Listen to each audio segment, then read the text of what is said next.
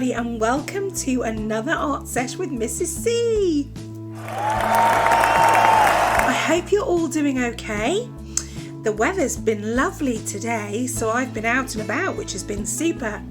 So first of all, let me welcome you all. Welcome Priory School, as always. Hope you're being good. Also a big hello to the lovely guys at the link at Broadstone Middle. And now, the excitement, we've got William Gilpin School joining us as well. Woohoo! So cool. So welcome all. It's lovely that we're going to be sharing all our art together. More art in the world. Lovely, lovely. So, for those of you like William Gilpin who have just joined us, we've been featuring teachers and teaching assistants and staff members' favourite artists. So we had Mr. Swain's Georgia O'Keeffe. We had Mrs. Colbeck's Keith Haring. We had Mrs. Dyer's Freddie Dyer. And this week we have got Mrs. Poulter's favourite. And her favourite artist slash illustrator is, drum roll please,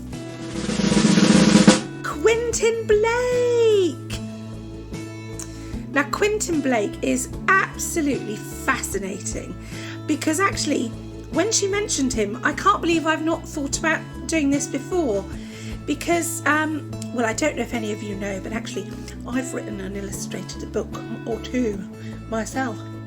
And it's not easy. Illustrating is really difficult because you have to get across the character and the feel by just using pictures and not words.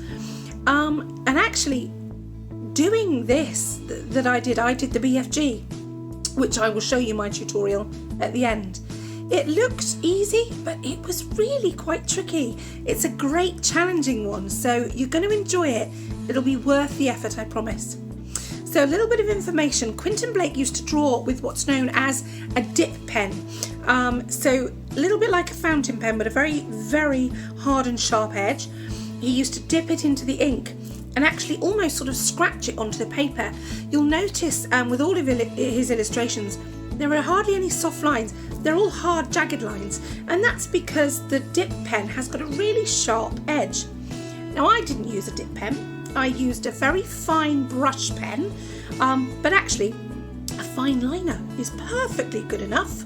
I penciled first and then went over, and then I used watercolour paint, which is what traditionally he used. But again, you don't have to do exactly what I've done. You can let your creative juices flow and go with whatever you have at home or in your pods. It was also very interesting to know that not only was he the illustrator for Roald Dahl, that's really what he's most remembered for, he actually is a qualified teacher, or was, bless him, a qualified teacher himself. He taught art for many years and wrote books in the late 60s, which not many people know about. So there we go, facts galore. So I hope you enjoy this art tutorial. I loved doing this one. It was really lovely. And like I say, Priory, the link at Broadstone Middle, and William Gilpin, I can't wait to see what you can do with your art. Enjoy, and I hope to see all your work soon. Bye.